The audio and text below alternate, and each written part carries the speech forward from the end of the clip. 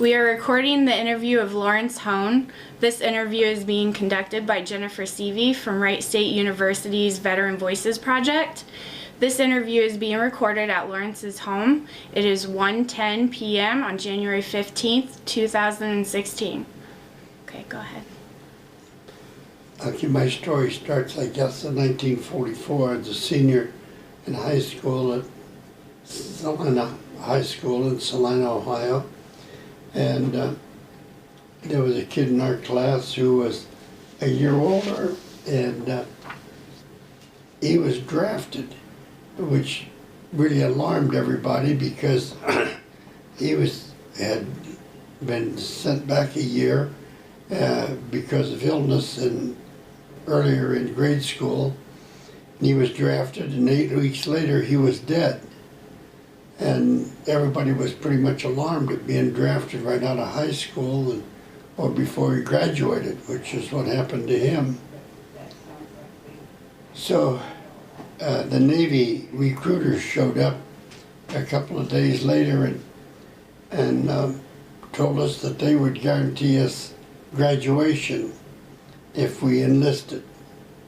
So 6 of us went to Toledo, and we enlisted in a Navy program, V5, and that was their aerial program. And they said that we'd be notified after graduation that we were all protected from the draft. So that was it. And a few weeks later, we got a letter that released us from our obligations to V5, but we could stay in V12 or V6, and we would still be protected. Regardless of what we did, we would still be protected from the draft. We wouldn't be drafted out of high school. We'd be allowed to graduate before anything happened. They were going to protect us, which they did. And so one of us enlisted in the Marine Corps and one in the Army, and 3 of us stayed in the Navy, and I was one that stayed in the Navy, and I went into the V12 program, and which was a deck officer's training, and I was only 17 years old, and I was sent, I got a call, and I went to Toledo, and then from Toledo they sent me to Purdue University, but Purdue University was being phased out of the Navy program at that time, so they put me on a bus and sent me to New York, where I went to Webb Institute, and I met some real nice guys there, and we went from Webb Institute, which was in downtown Manhattan, out to Brooklyn at the Sheepshead Bay at a training program that was part Merchant Marine and part Coast Guard, and they had the SS Dryland, which was a ship built on land, the same as a ship, except there was no water around it, and but it had all the engines and the pumps and so forth of a seagoing vessel, and that's what we trained on, and it was good training for me. It was like a sponge, and I soaked up some of it, and What type of training did you have on that? just the training from the Navy.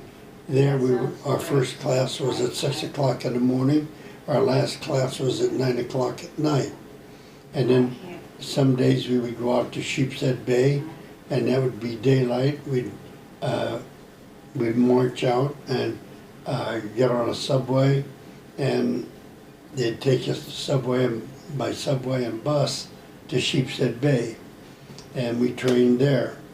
And we also got some military training, and we marched in reviews out at the Coast Guard training station on Sheepshead Bay.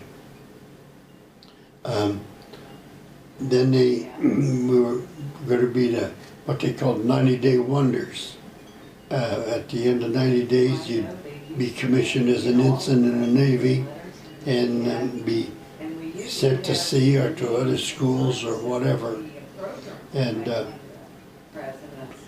prior to graduation, I had a good roommate by the name of Lloyd Taylor. He was from Brookline, Massachusetts. And he taught me calculus because they didn't have calculus at Salina High School. I was a little more adept at learning then than I was in high school. So I realized, or began to realize, that this was no longer a game. This was really serious stuff. And they asked for volunteers to go to the Merchant Marine, and that was in the end of September of 1944, and we were really close to graduation.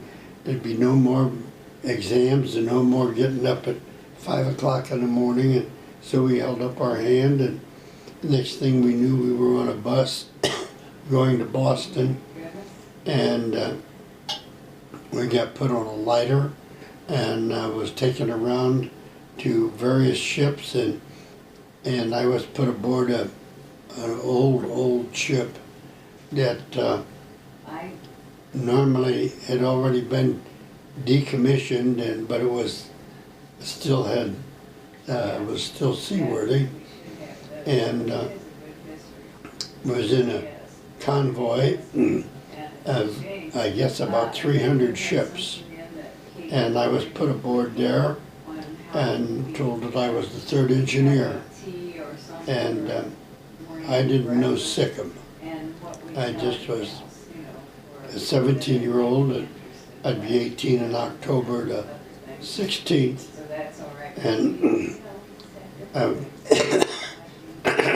excuse me, went to sea.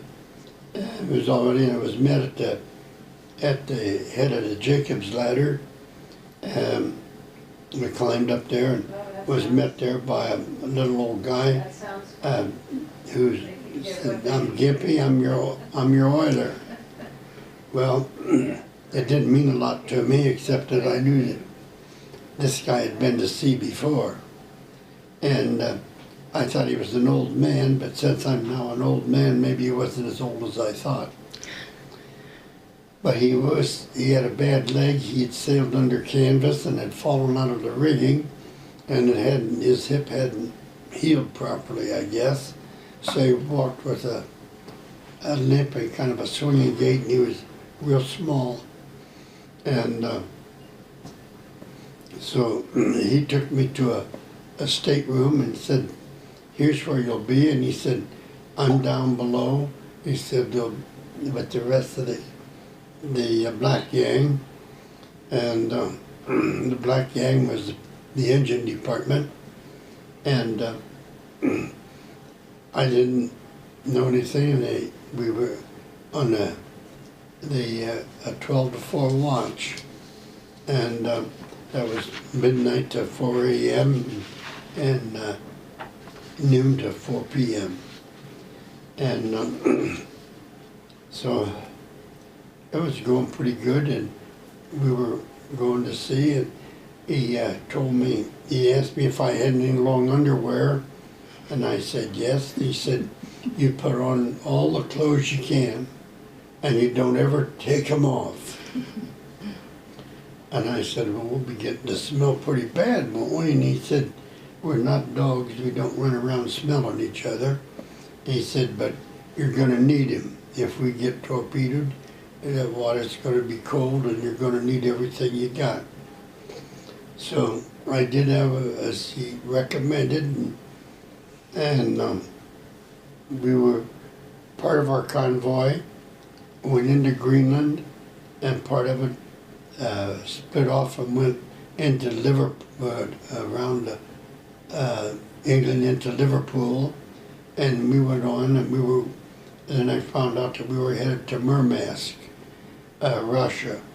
We had some deck cargo of Jeeps, and the Jeeps were filled and chained down with cargo of mostly all clothing and canned goods of various descriptions, I guess, for the Russians.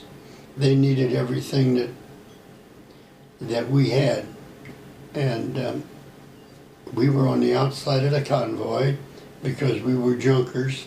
The inside of the convoy was ammunition and tankers, and of course the submarines wanted to get to them.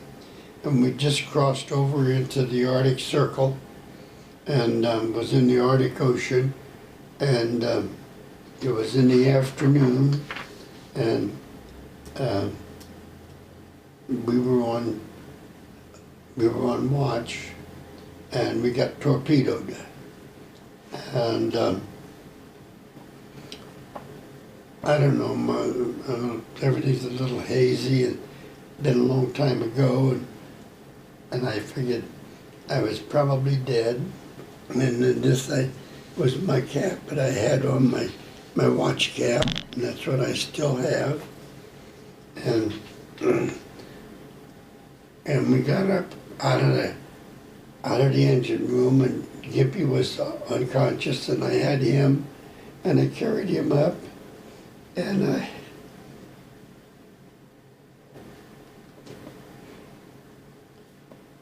he wasn't very big, and I carried him up, and I dropped him over the side, and I don't know whether he was, and the ship was going down by the bow, and pretty fast, and it was,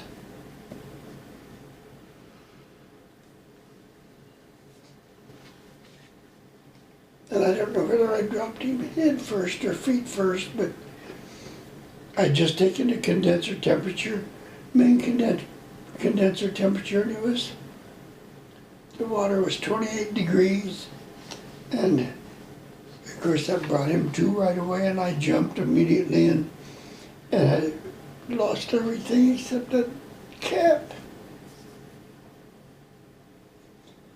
It even tore my wristwatch off, and my mom and dad had given me that, and it tore that off, and it somehow it even took the billfold out of my pocket.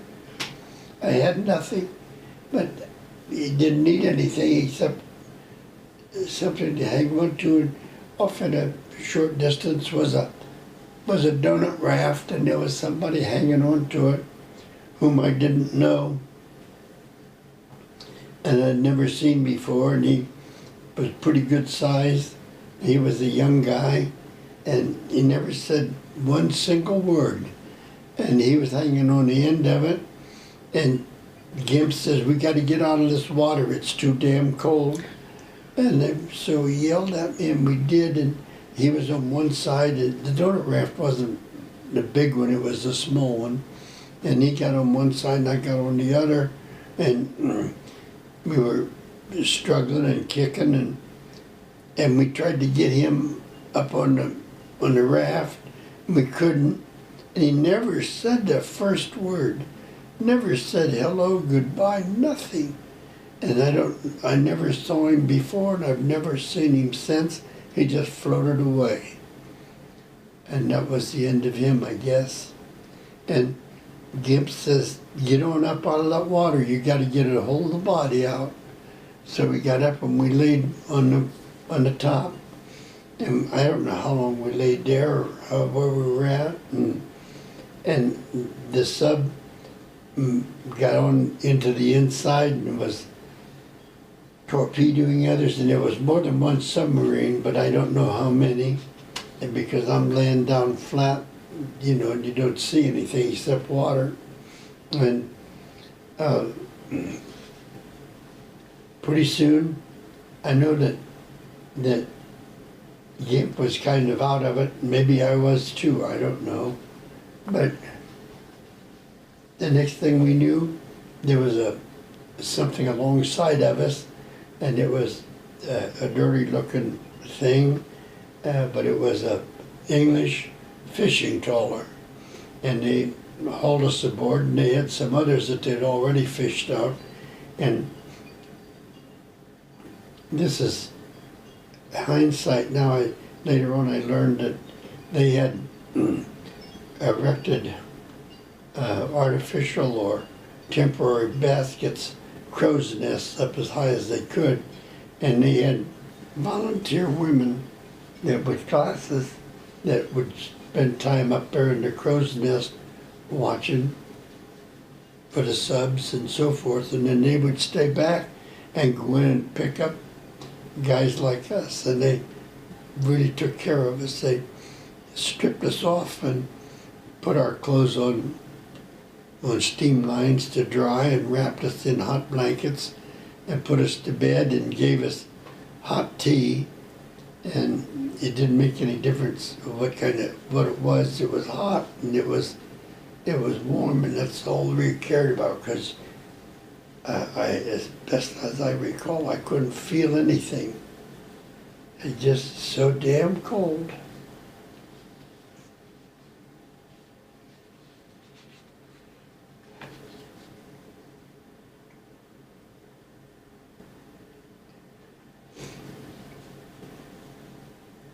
GIMP was really a great old. And I wish I would have learned more about him and knew more about him, and I don't know a damn thing. Except that we eventually got into shore, and I don't know whether we were out there 3 days or a week, but they continued to fish because they needed the food very badly.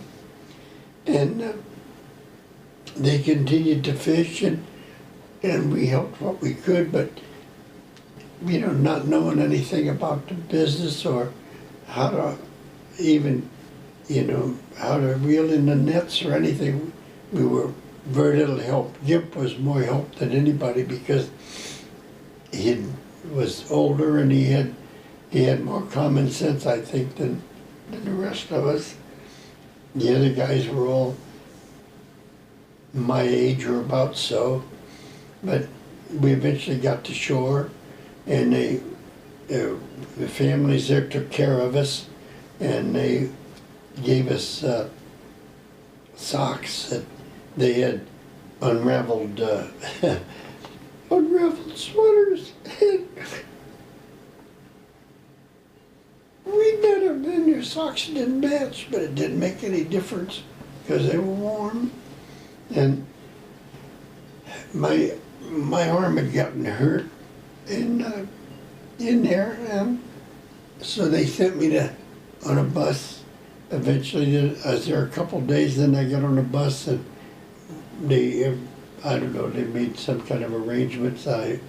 All this was Greek to me, and sent me to Southampton, where there was army hospitals, those big army hospitals of Quonset huts.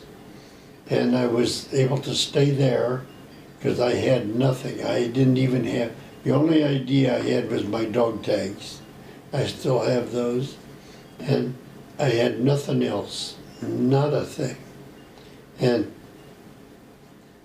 of course, the things they didn't tell you was that when you're a merchant seaman and you lose your ship, or that, well, your pay stops, and you're considered by the enemy, you're considered a spy and an enemy, of course, and are treated accordingly. And so anyway, I didn't belong to the Army, the Navy, or anything, and I needed a way to get back to New York. So a man came from the U.S. consulate, and there were 3 or 4 of us, and those guys had a berth on another ship, and they were sent out, and they finally got me on a ship that was supposed to go to New York. And we got out in the channel, and this ship was empty, and they called us back in, and we went back into shore, and they put aboard about 500 medical people. And I didn't know where we were going, but I knew that we weren't going to New York. And so found out that we were going to go somewhere in the Mediterranean, and most likely Sicily or Italy, somewhere in Italy. And these people were, they were like a field hospital, and doctors and nurses and medics. And so we got into the Straits of Gibraltar, we hit a mine, and we abandoned ship, but the water there was warm, and we had plenty of lifeboats. The lifeboats were sufficient, and there was plenty of lifeboats and rafts, so no problem. Plus, there were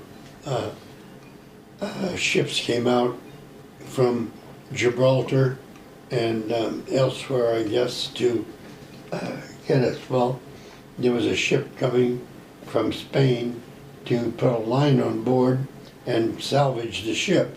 And the captain went back on board and asked for volunteers, so people went back on board with him to save the ship from being taken over by the Spanish.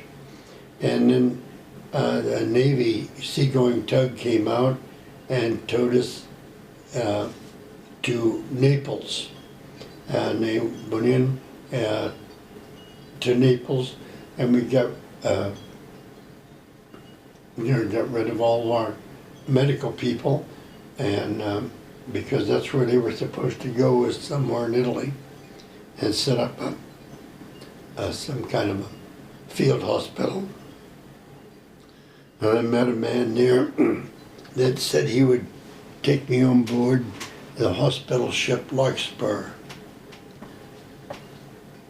And this man's name was James A. Mallard.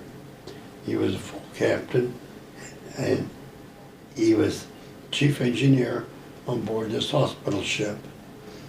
And the hospital ship was, I don't know the dimensions anymore, but I knew it drew 32 feet of water. And that's a lot of water, a lot of depth. And so we come back to Charleston, South Carolina, and I asked Mr. Mallard what I was going to do now, and he said, well, we'll see if we can just stay on board here. It's not supposed to happen, but we'll see what we can do. So he got me a key to his stateroom, and he said, you can go down when everybody gets off, you get down to the hospital and get you a mattress, put it in here, and you can stay here and make yourself scarce, but stay in this room and don't go wandering around. So I did that, and I would go ashore, we were into dry dock then, and this was a floating dry dock, and we went into dry dock, and I would just go ashore long enough to get something to drink, which was just water. I told Mr. Mallard I didn't have any money, and he gave me $10 and said I could eat in the cafeteria, and showed me where it was. And he said, now you get you a white hat. And he said, most of the time if you wear that hat, they won't charge you. You'll be able to eat free, which was true. And the food was good there in the Navy Yard, and it was abundant, and so I ate and slept, ate ashore and slept on board, and made myself as scarce as possible. And having come from Mercer County, where there were no black people, here on board, as you got down the gangplank, there was this huge drinking fountain.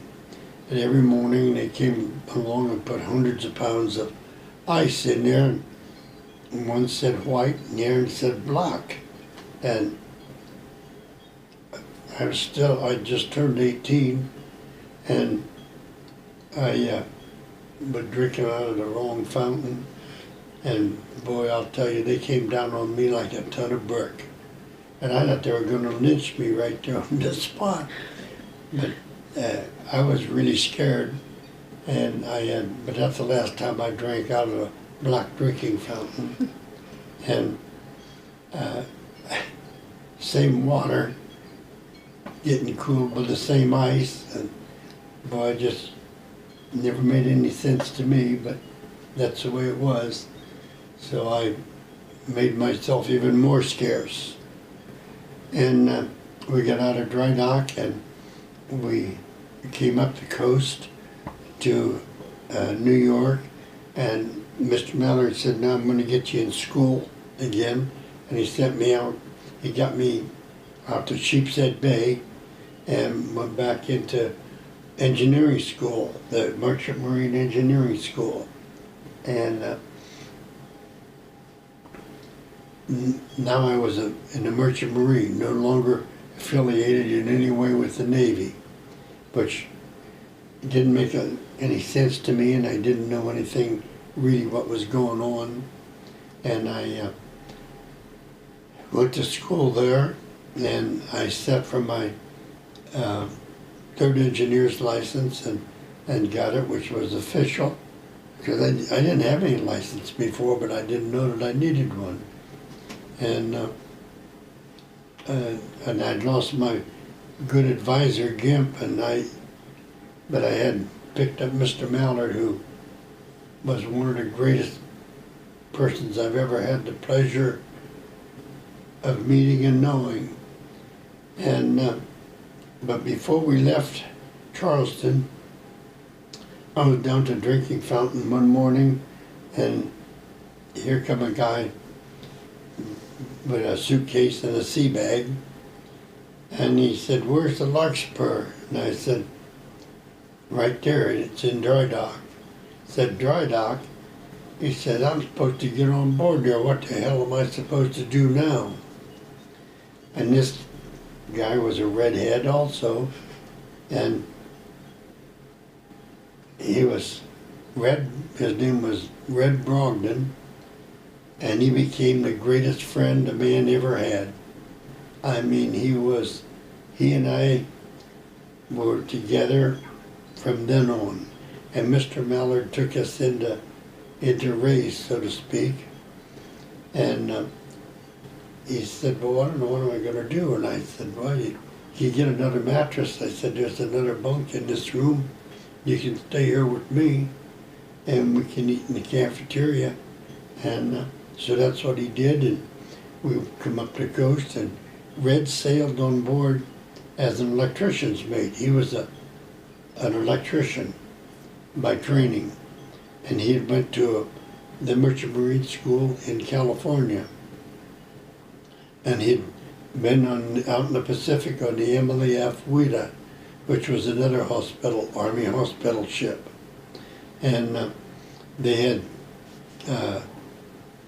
evacuated a lot of people, and then they brought a load back to San Francisco or San Diego, and he got off and came home, got a leave, and then was reassigned to the Larkspur. And that's so much for that. And then Red and I, we were together for the next 6 years, and the greatest friendship that a man could ever have. And he was just a wonderful person, not only just to know, but just to be around. And we were just tighter than a new boot. And we sailed together, and Mr. Mallard, wherever he went, he took us with him. And we went back.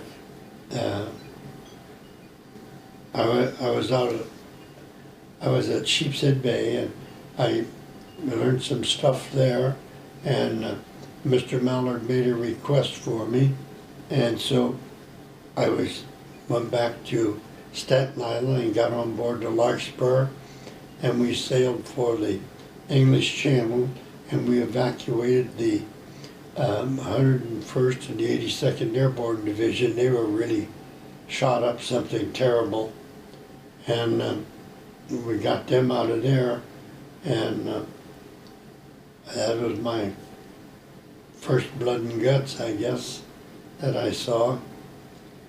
And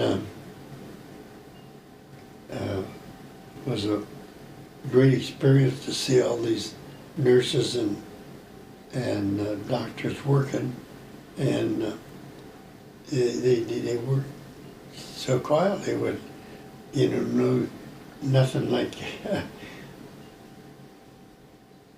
none of the yelling and yipping and yelling that you see on the movies, but they were quiet and but they were working even just on out on the deck. The operating rooms were too full and too busy, and they were coming on faster, and they'd brought on some doctors from ashore before we went across the English Channel from now I can't say the name of the small one. Where'd we get on that airboat at in England? Do you remember?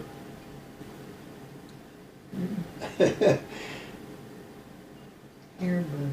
But anyway, we got on some American doctors there. I guess they were interns, but anyway, they filled the bill, and they worked with the rest of the surgeons and so forth. And we brought them back we went back to Southampton and offloaded and went back and got another load. And rather than going back to Southampton, they had us go to New York.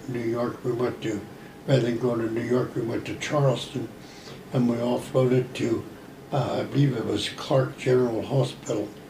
And they had a Red Cross train in there, and they carried these guys ashore and hung them in racks on board this train, and then took them to the hospital. And we sailed right away. As soon as we got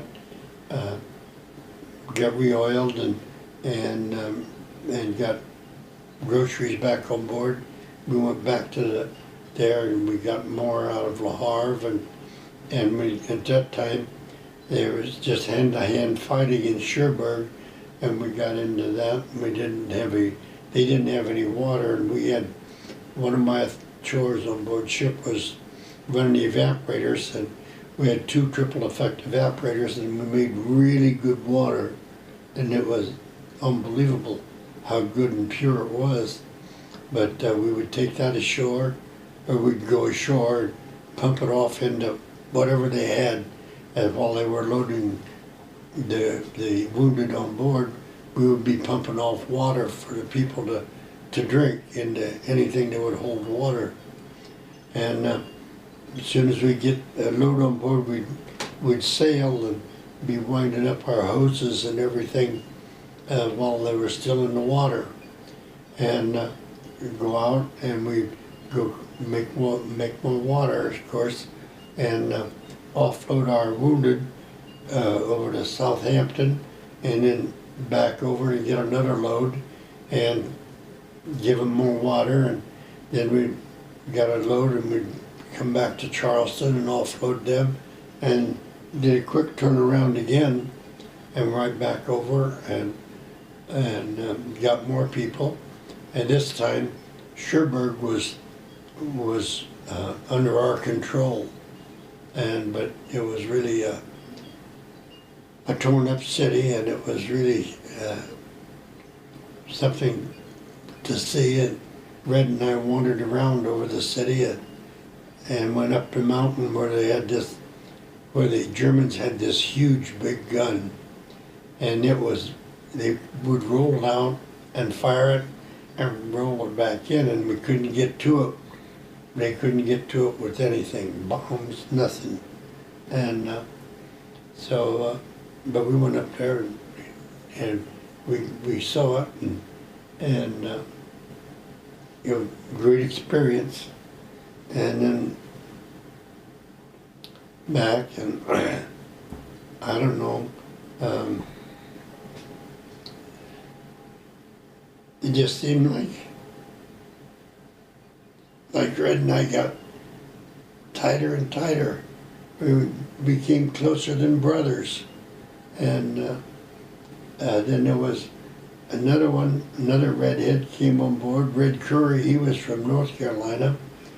And then it wound up, John Payne was another one. He came on board as a third engineer, and he was older than we were. And Elmer Rutger was a second engineer, but he wasn't a redhead. But there were 5 of us redheads on board that ship. And Johnny Wright was a young one, and he was Mr. Mallard's wife's nephew, and he became one of the group real quick. But nothing got between Red and I. We just, I don't know, it's just wonderful experience. And that went on, and we loaded up troops, but we got rid of, well, let's see, then we did away with the Larkspur, and we went on to a ship called the Bridgeport. And that was a trooper. We held all ambulatory troops. And then after the Bridgeport, we got on the General Ballou, which was an attack transport. We held 1,500 troops there. And of course, by that time we were old salts, or things we thought we were. And but we had a good education. We had a good tight crew. We stayed together, we worked together, and we sailed together. Ate together, slept together. It was a great crew. And went through some real experiences with hurricanes. We followed the Queen Elizabeth in the English Channel through a hurricane, and we rolled over to the point where we weren't supposed to come back, but fortunately a wave hit us and knocked us back upright, and we just shoveled tons and tons of dishes and stuff that had broken loose, even refrigerators that tore themselves loose from the floor, and went over the side. That was a real experience too. And then there was, we hit this storm. This was on the General Ballou at the mouth of the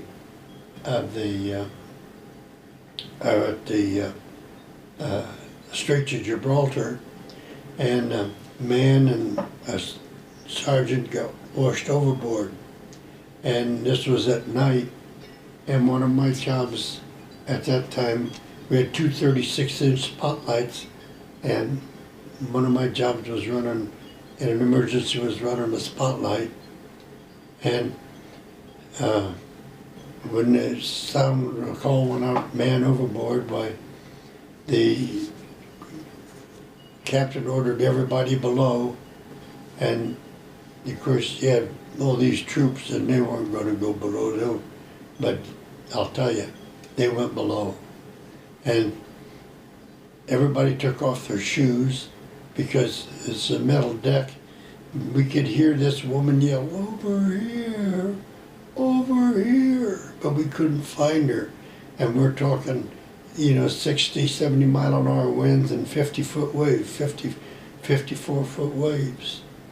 And we finally got her in the light, and Red was on the captain's gig, which was lowered, and he was running the engine on that, which was his job, and the second mate was the man who navigated it and steered it, and then they had the rest of the crew. And over here, and it's so weird, it was so quiet and still, it was so noisy, so windy, and you could hear her.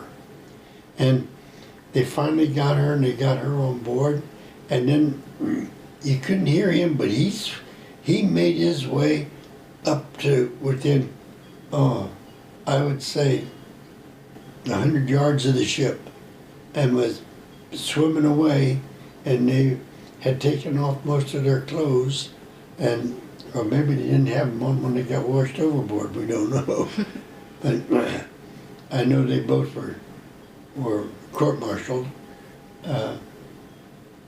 and if the, but anyway, that was down the road.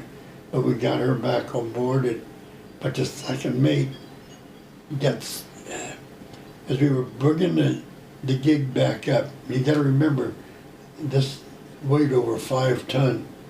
It rolled and went way out from the ship, and the second mate somehow got thrown over, and he was holding on, but he got thrown up against the side of the ship, and it crushed him. And of course, killed him instantly. And the captain was so mad to think he lost his second mate because of these two people.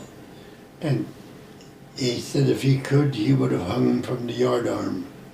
But he said he didn't have that authority.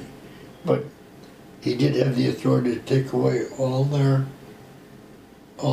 promotions, and they would, he said, as far as I'm concerned, you'll never be promoted as long as you're in the service again, and you should be going to jail as soon as we hit port. I don't know whether they did or not, but I'm sure that he did everything in his power to make it happen. And I don't know. So much for that, I guess, and everything else was good. We loaded up a bunch of troops to bring them home. They thought they were coming home. When we got down, we went right on by, down through the canal, and some of these guys had been gone for 4 years, and they thought they were going home. Instead, they were going over to invade Japan. And we didn't know that at the time, but we found it out. They dropped a bomb, and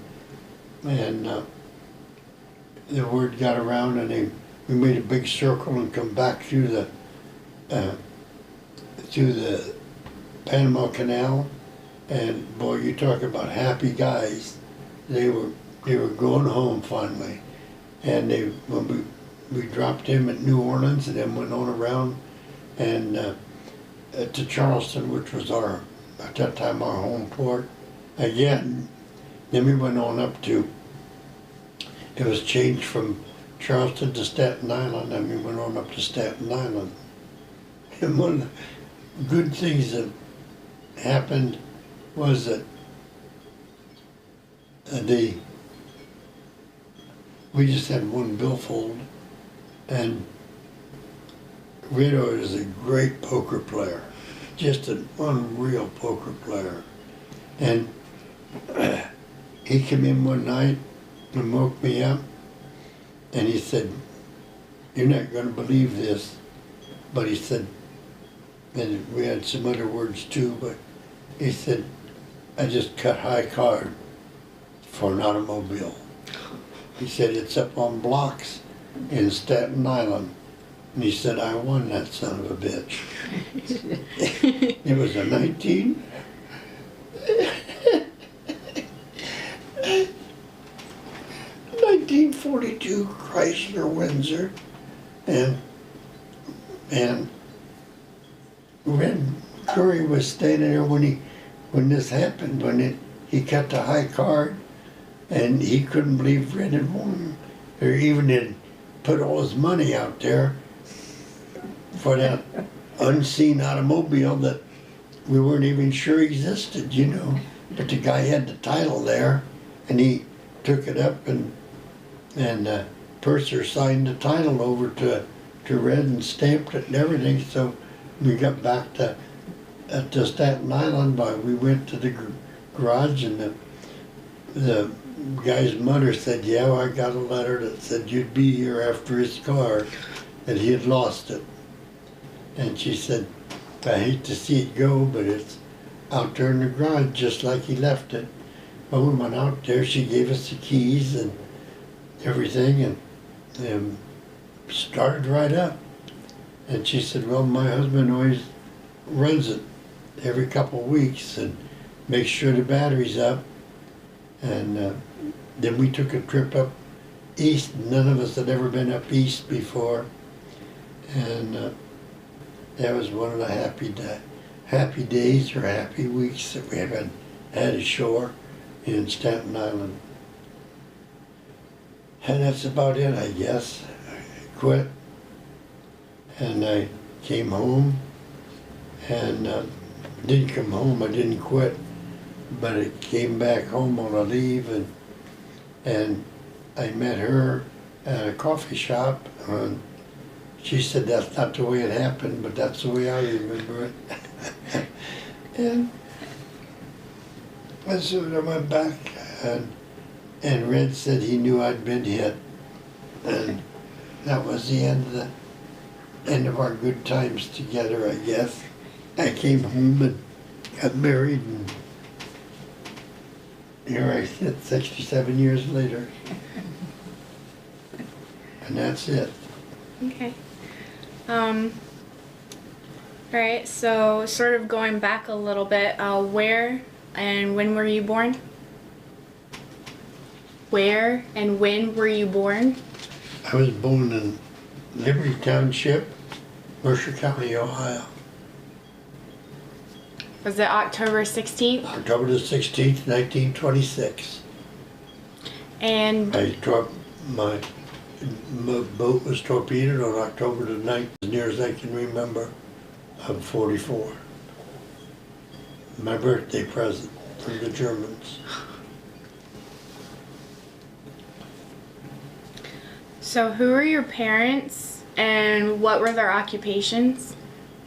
What was my occupation? Who were your parents and what were their occupations? Who was my what?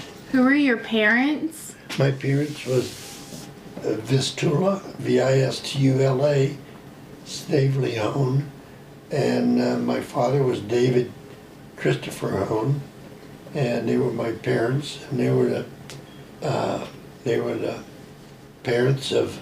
I had 3 older brothers and an older sister, and then I had 1 younger brother, and my older brothers all died. They were all deceased before the war, and my sister married a man by the name of Raymond Green, who was an assistant circulation manager of the Dayton Daily News, and he was really a brother to me and a man that I really respected to the utmost, and he just really gave me a lot of help and a lot of advice. That's about it, I guess. I had a younger brother who passed away last year, and he and his wife had Alzheimer's, and she'd passed away a year before, and then I think he didn't last long after that, but he lived in Salina. Was any of your other family members in the military? Our youngest son is a retired full bird colonel from the Air Force. He taught at the Air Force Academy, and he married a lady who was a graduate of the Air Force Academy and who has since been honored, and her picture is on the gate. It's a 30-inch by 30-inch bronze plaque on the gate of the Air Force Academy in honor. I'll get this bottle. Wine bottle. Yeah. She said it'll be quite a hike, but if you want to come out to the Air Force Academy for a fun weekend. So she and a 4-star general were both honored that weekend from the Academy. That's amazing. Graduates. Yeah, she's had quite a life. She was a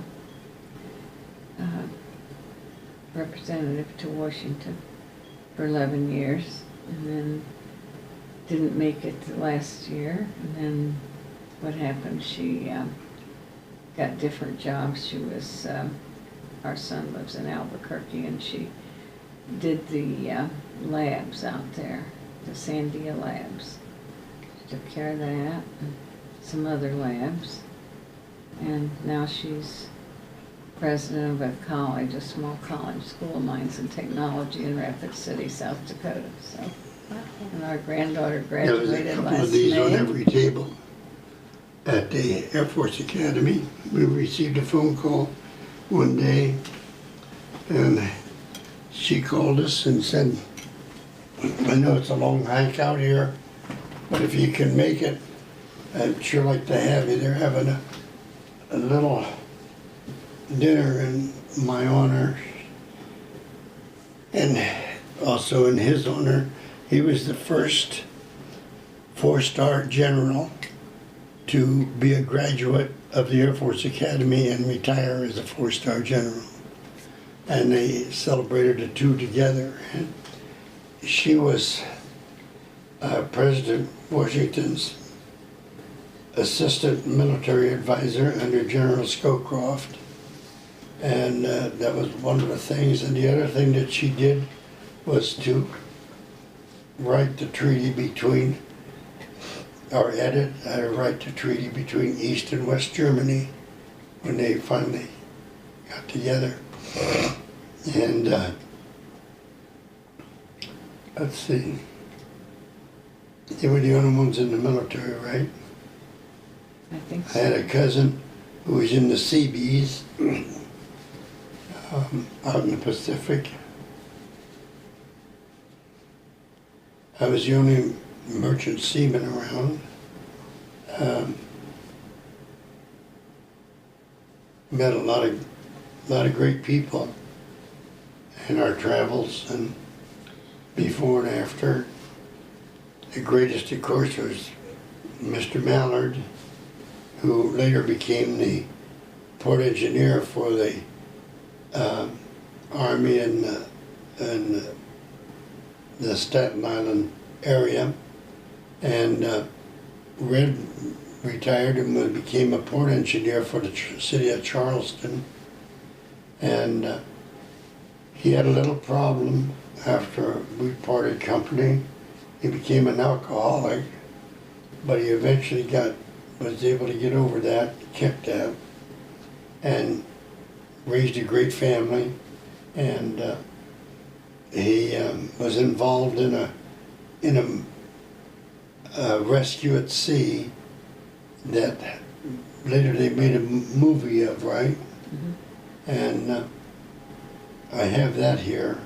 The Guardian? I'm sorry? The Guardian? Is that the movie? The Guardian? I don't think so. No, it's the rescue at sea. Oh, okay. And he went to Canada to give him advice and so forth on filming and so forth. And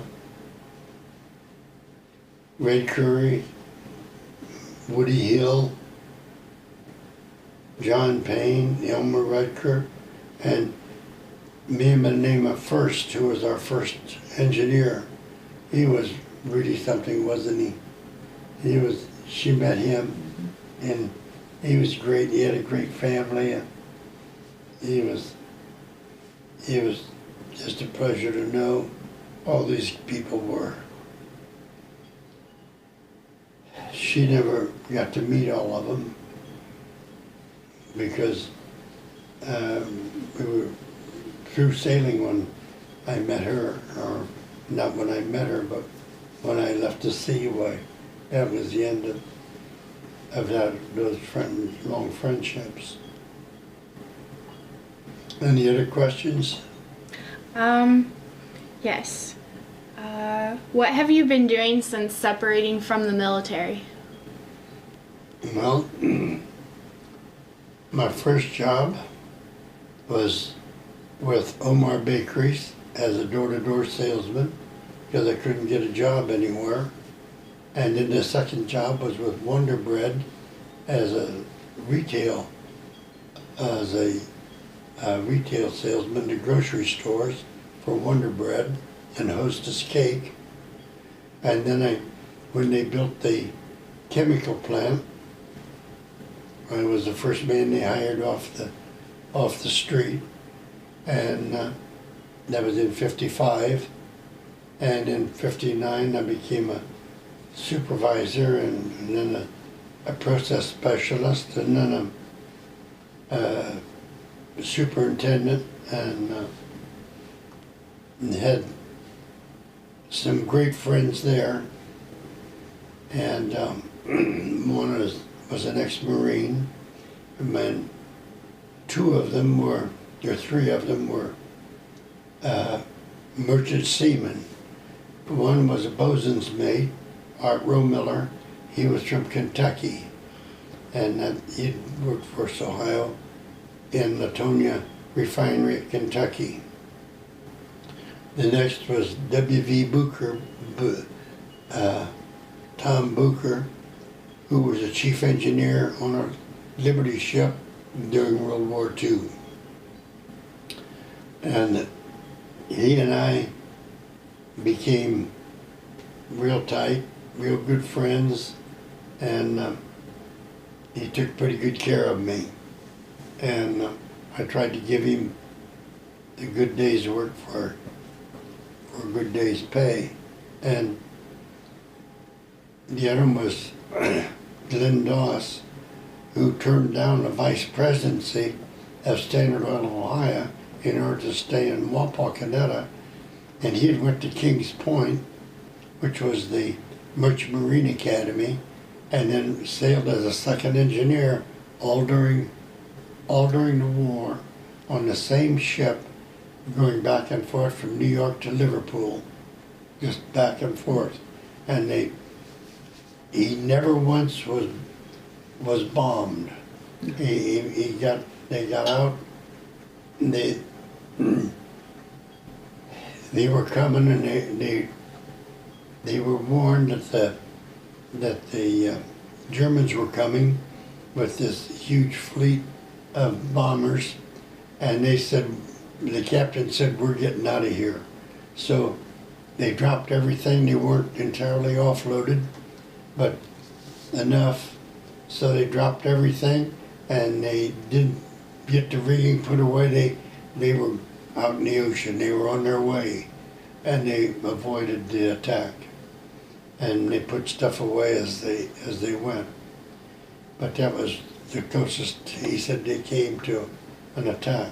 But they ran from it. And he was real happy about that.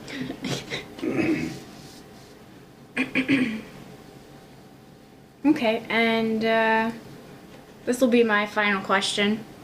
What message would you like to leave for future generations who will watch this interview?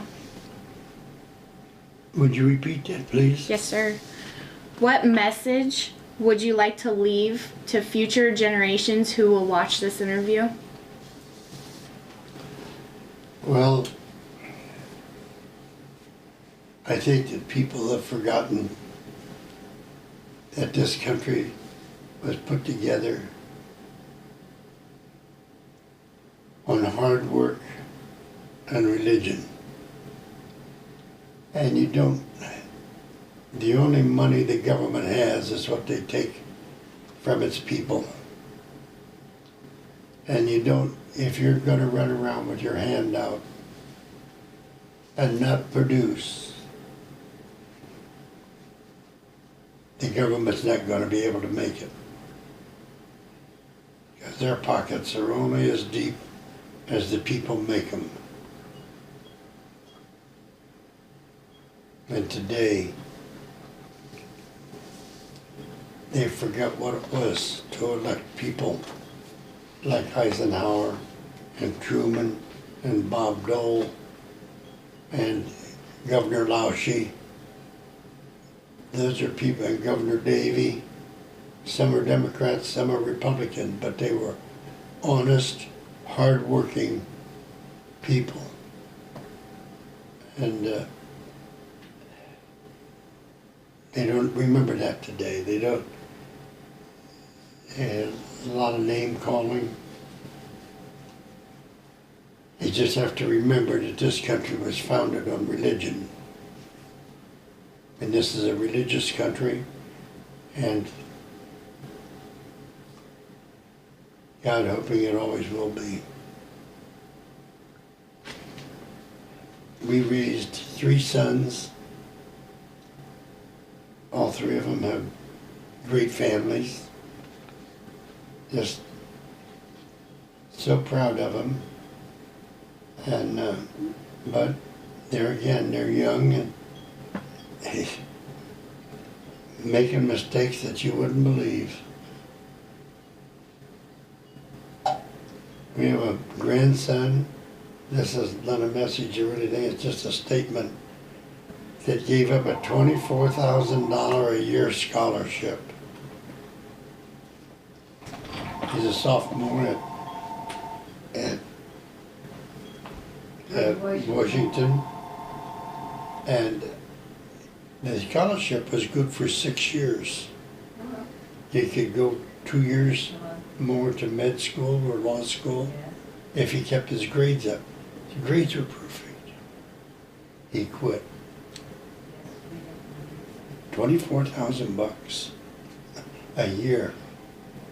Imagine that. It's a lot of money. He's super intelligent, but he doesn't have many smarts. And there's a big difference. I've known a lot of intelligent people, and I've known a lot of smart people. Sometimes they aren't related. But I've dined with vice presidents and admirals and generals. You wouldn't believe it, all the people that I've met in my travels. Some really, really well-known, well-to-do people. Our son got a phone, our youngest son got a phone call one day and he wanted to know if he was free for dinner that night. And he said, yeah, I guess so. Well, they said, do not leave the office. We'll pick you up. He said, well, who am I talking to? And he said, we'll be there. Well, when he was picked up, he was taken to a restaurant, and there was George Bush, and he was seated beside of. Wow. And his wife, of course, was in Congress 10 years also. That was really, we really saw some great things there. She's super intelligent. She has a lot of smarts. She's the president of the South Dakota School of Mines and Technology. And her graduates start out at 17% more money than a graduate from Harvard. That says a lot of nothing, but it's a fact. And our No, we've had granddaughter, a pretty good our life. granddaughter decided to go there to school after she graduated from high school in Albuquerque, and anyway, she's just she'll be a sophomore, so That's she great. thinks it's pretty good. So She wants to be a civil engineer. I'm lost with your Larkspur Hospital ship, General Blue, Now, first Bridgeport, there's the Larkspur, then the Bridgeport, and then the, and you actually torpedoed in the first ship. yeah, that War was, operation or conflict. I'm gonna say torpedoed on first ship, but and there's no conflict or no name of a campaign. So I'll cross that one out. Okay, well, is there anything else you'd like to add before we conclude our interview?